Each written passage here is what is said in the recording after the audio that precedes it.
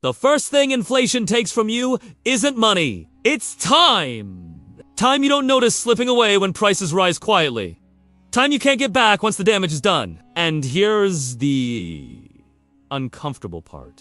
By the time inflation becomes a headline, the poor have already paid for it. This matters now because inflation isn't an event anymore. It's a condition. A background noise we're told to ignore while it reshapes daily life.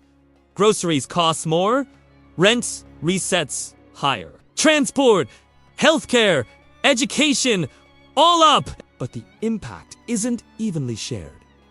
It never is. So, let's strip this down and look at what's actually happening. Not in theory, in real life. Inflation is often explained as prices going up. That's technically true. It's also completely misleading. Inflation is not about prices rising all at once. It's about which prices rise first, who feels it immediately, and who gets time to adjust. And the answer to that last part tells you everything. Start with how money enters the system. When governments respond to crises, recessions, pandemics, financial stress, they don't print money and spread it evenly across society. They inject it through banks, financial markets, and credit systems. New money flows first into assets, stocks, bonds, real estate, business financing. That money doesn't go to people who need it most. It goes to places where money already exists. And only later, much later, does it reach wages. If it reaches them at all, this creates a timing gap. A quiet one, but brutal. Asset prices respond almost immediately. Salaries respond slowly through negotiations, budgets, approvals, and politics. Now hold on to that thought, because inflation doesn't hit the economy. It hits households, and poor households are structured in a very specific way. Most low-income families spend the majority of their income on necessities. Food, rent, utilities, transportation. There's no buffer, no excess, no optional spending to cut first. When food prices rise 10%, that's not a statistic. That's fewer calories, cheaper brands, skipping meals. When rent goes up, you don't opt out. You downgrade. You move farther away. You add roommates. You take on risk. Meanwhile, higher-income households spend more on assets and services that don't reprice instantly. Mortgage payments stay fixed. Investments rise with inflation. Debt becomes easier to carry in real terms. This is the hidden mechanism. Inflation is regressive, not because it's malicious, but because it's mechanical. It punishes people who live paycheck to paycheck. It protects people who own things. Here's the uncomfortable math. If you earn $2,500 a month and spend $2,400 just to survive, a 10% increase in essentials doesn't hurt 10%. It destroys the margin entirely. There's nowhere to absorb the shock. But if you earn $10,000 a month and your essentials cost $3,000, inflation is annoying, not existential. Same inflation. Completely different outcomes. Now add another layer. Cash. Poor households hold more of their net worth in cash. Not by choice, by necessity. Cash is liquid, accessible, safe. But inflation eats cash first. Every year, prices rise. The value of stored cash falls. Quietly, relentlessly. So, the people who rely most on cash are punished the most by inflation. We call it price stability.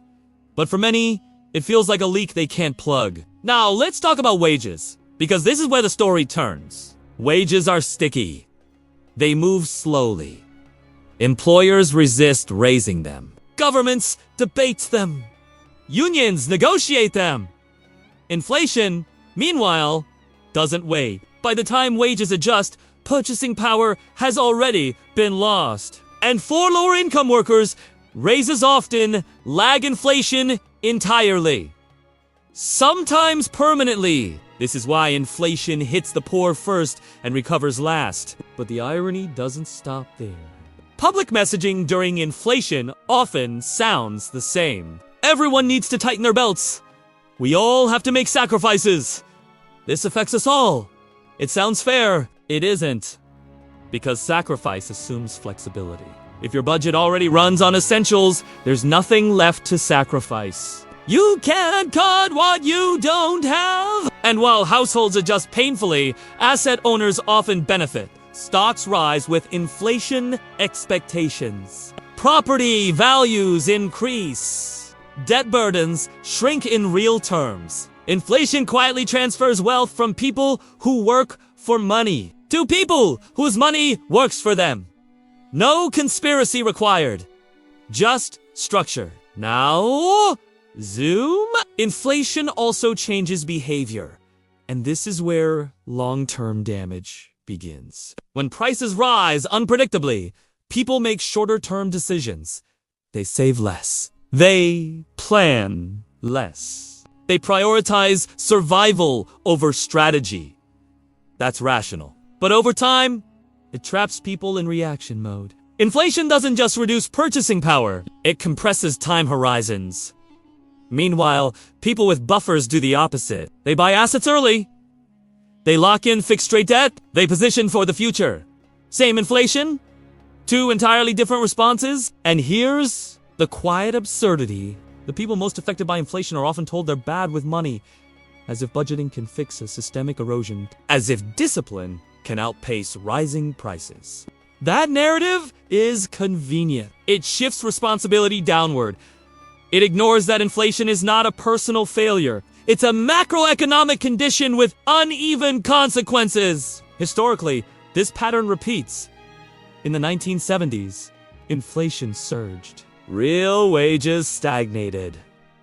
Asset owners recovered first. In emerging economies today, inflation devastates low-income populations long before official numbers stabilize. The timeline is always the same. Inflation starts quietly. The poor feel it immediately. The rich notice it statistically. Now here's the part rarely discussed. Inflation isn't just an economic issue. It's a political one. Because once inflation becomes visible enough to demand action, tightening begins. Interest rates rise. Credit tightens. Recessions follow. And who loses jobs first? The same people. Inflation already hurt. So inflation hits the poor first, and unemployment often finishes the job. This isn't pessimism. It's history. Which brings us to the bigger question. If inflation is structural, if it enters through assets, if it erodes wages and cash first, then what does protecting the vulnerable actually mean? Because stabilizing inflation often protects balance sheets, not households. And while policymakers debate percentages, families adapt in real time, skipping, downgrading, absorbing. So here's the thought to sit with. Inflation isn't just rising prices. It's a filter. It reveals who has flexibility and who doesn't. And if the system consistently exposes the same people first, every time inflation appears, is inflation really the problem? Or is it what inflation exposes about how the system is built?